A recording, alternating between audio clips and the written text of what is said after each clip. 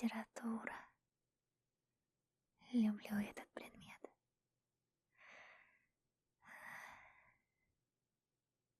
Ой. Привет. Я тут, наверное, слишком много места заняла. Подожди, я подвину учебник. Ты не взял свой? Ну, тогда пускай он стоит здесь.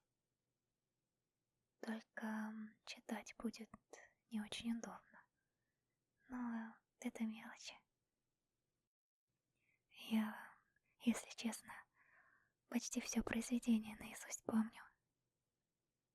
Ну какое? Ты что, совсем домашку не делаешь? Это Евгений Онегин. Пушкин. А? Учить не нужно было. Это уже моя инициатива. Просто я люблю это произведение. Ну, нужно было лишь прочитать и проанализировать письмо Евгения. Девочкам Татьяны. Можешь прочитать оно здесь. Сейчас, подожди. Сейчас.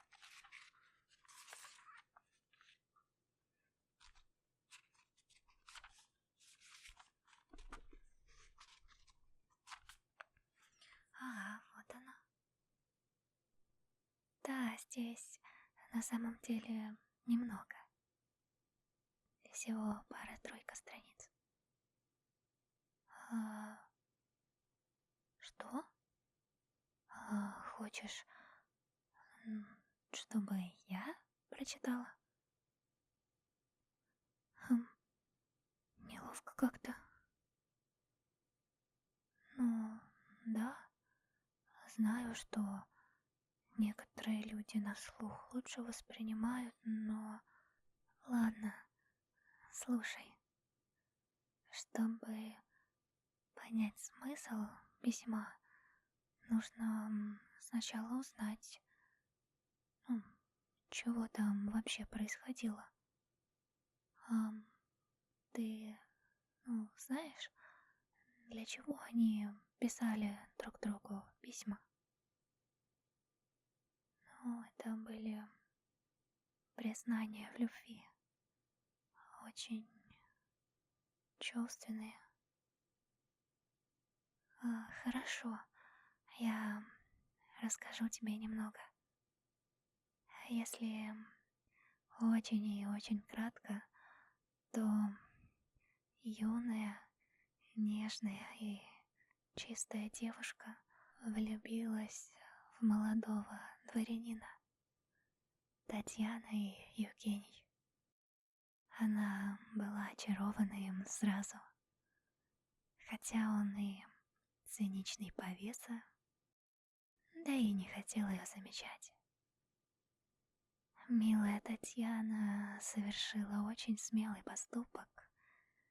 Она написала ему письмо с признанием в любви. И да, к сожалению, он ее отверг. Я каждый раз плачу на этом моменте. Прочитать ее письмо я могу, но мне неловко. Да и снова могу переиграть. Я все же очень прочувствовала каждое слово. Ты не будешь смеяться? Скажи, пожалуйста, что не будешь, а то я с ума сойду от неловкости. Хорошо, только отвернись, пожалуйста. Следить за текстом — это правда логично. Тогда я поставлю учебник поближе, между нами. И я постараюсь потише говорить, чтобы учительница ничего не заметила. А? Да. Поближе подсесть. Может... То есть... Да, конечно. Только сейчас я открою письмо.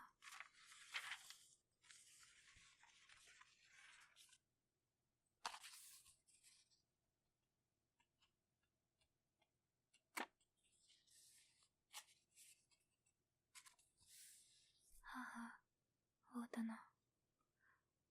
Что ж, письмо Татьяны. Я к вам пишу. Чего же более? Что я могу еще сказать? Теперь я знаю в вашей воле меня презрением наказать. Но вы, к моей несчастной доле хоть каплю жалости храня, вы не оставите меня. Сначала я молчать хотела. Поверьте, моего стыда вы не узнали б никогда, когда б надежду я имела. Хоть редко, хоть в неделю раз в деревне нашей видеть вас, чтоб только слышать ваши речи, вам слово молвить и потом все думать об одном и день и ночь до новой встречи. Но, говорят, вы нелюдим. В глуши и в деревне все вам скучно, а ничем мы не блестим, хоть вам и рады простодушно. Зачем вы посетили нас? В глуши забытого селения я никогда б не знала вас, не знала б горького мучения, души неопытной волнения, смирив со временем, как знать. По сердцу я нашла бы друга, была бы верная супруга и добродетельная мать. Другой? Нет, никому на свете не отдала бы сердце я. То вышнем суждено совете, то воля неба, я твоя. Вся жизнь моя была залогом свидания верного с тобой. Я знаю, ты мне послан Богом, до гроба ты хранитель мой. Ты в сновидениях мне являлся, незримый, ты мне был уж мил, твой чудный взгляд меня томил. В душе твой голос раздавался давно. Нет, это был не сон. Ты чуть вошел, я вмиг узнала. Вся обомлела, запылала и в мыслях молвила: вот он. Не правда ли? Я тебя слыхала. Ты говорил со мной в тиши, когда я бедным помогала или молитвой услаждала тоску волнуемой души. И в это самое мгновение не ты ли, милое видение, в прозрачной темноте мелькнул, приникнул тихо к изголовью? Не ты ли с отрадой и любовью слова надежды мне шепнул? Кто ты, мой ангел или хранитель, или коварный искуситель? Мои сомнения разреши. Быть может, это все пустое, обман неопытной души, и суждено совсем иное. Но так и быть, судьбу мою отныне я тебе вручаю. Перед тобою слезы лью, твоей защиты умоляю. Вообрази, я здесь одна, никто меня не понимает. Рассудок мой изнемогает, и молча гибнуть я должна. Я жду тебя. Единым взором надежды сердца оживи, иль сон тяжелый перерви, увы, заслуженным укором. Кончаю, страшно перечесть.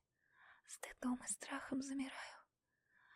Но мне порукой ваша честь, и смело ей себя веряю. В общем, вот, такое оно, искреннее. Никто бы ее не понял. Она решила открыться лишь ему. Надеялась на поддержку, на взаимность. Но понимала, что есть очень большой шанс их не получить. То ангелом называет, то змеем-искусителем. Такие сложные, противоречивые чувства. Понимаю, для тебя, наверное, это звучит слишком слащаво и наивно. Нет? Но все остальные реагируют именно так. Ты другой. Но это письмо тебе не нужно анализировать. Давай перейдем к тому, которое тебе нужно будет отвечать, если учительница спросит. Это ответ Онегина, написанный далеко не сразу. Тогда, когда она уже была отдана другому. Когда уже потеряла всякую надежду быть с тем, кому безответно отдала сердце. Смирилась. Так жалко ее, так печально. Но как же красиво. Евгений понял свою ошибку слишком поздно.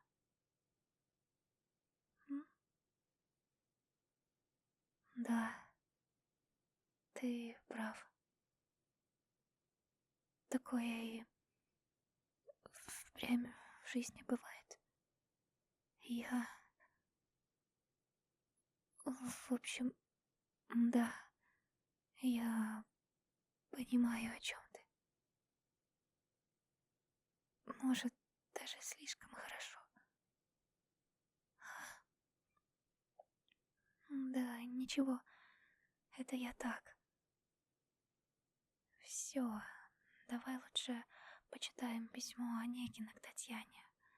Сейчас я найду его снова.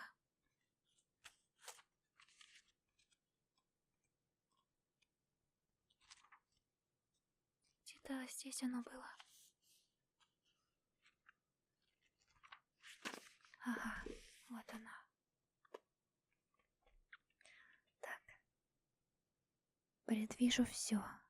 Вас оскорбит печальной тайны объяснения. Какое горькое презрение ваш гордый взгляд изобразит. Чего хочу, с какой целью открою душу вам свою. Какому злобному веселью, быть может, повод подаю. Случайно вас, когда-то встретя, вас искру нежности заметя, я ей поверить не посмел. Привычке милой не дал ходу, свою постылую свободу я потерять не захотел. Еще одно нас разлучило. Несчастной жертвой Ленский пал. Ото всего, что сердцу мило, тогда я сердце оторвал. Чужой для всех, ничем не связан. Я думал, вольность и покой, замена счастью. Боже мой, как я ошибся, как наказан. Нет, поминутно видеть вас, повсюду следовать за вами, улыбку уст, движение глаз ловить влюбленными глазами, внимать вам долго, понимать душой все ваше совершенство, пред вами в муках замирать, бледнеть и гаснуть. Вот блаженство. И я лишён того, для вас тащусь повсюду на удачу. Мне дорог день, мне дорог час. а я в напрасной скуке трачу седьбой отсчитанные дни. И так уж тягостны они. Я знаю, век уж мой измерен, но чтоб продлилась жизнь моя, я утром должен быть уверен, что с вами днем увижусь я. Боюсь, в мольбе моей смиренной увидит ваш суровый взор. Затеи хитрости презренной я слышу гневный ваш укор. Когда б вы знали, как ужасно томиться жаждой любви, пылать и разумом всечасно, смирять волнение в крови, желать обнять вас у колени и, зарыдав у ваших ног, излить мольбы, признания, пение, все, что выразить бы мог, а между тем притворным хладом вооружать и речи взор, вести спокойный разговор, глядеть на вас веселым взглядом. Но так и быть, я сам себе противиться не в силах более. Все решено. Я вашей воле и предаюсь моей судьбе. До мурашек. Эй, ты чего на меня так смотришь? Я что-то не... А, я... я не понимаю. Почему ты улыбаешься? Я смешно прочитала, но тогда спасибо. Мне очень приятно, что тебе понравилось. А ты понял что-нибудь? Онегин изначально понимал, что это письмо оскорбит ее, но просто не мог не написать его. Он хотел объяснить истинные причины своего отказа, о котором он бесконечно жалел. Молод, горяч, слишком дорожил своей свободой. Но разве можно считать любовь ограничением свободы? Я бы ни за что так не подумала. А ты? Да, это точно. Не ожидала, что ты задумываешься о таком. А тем более считаешь именно так. Я думала, что все мальчики смотрят на это иначе.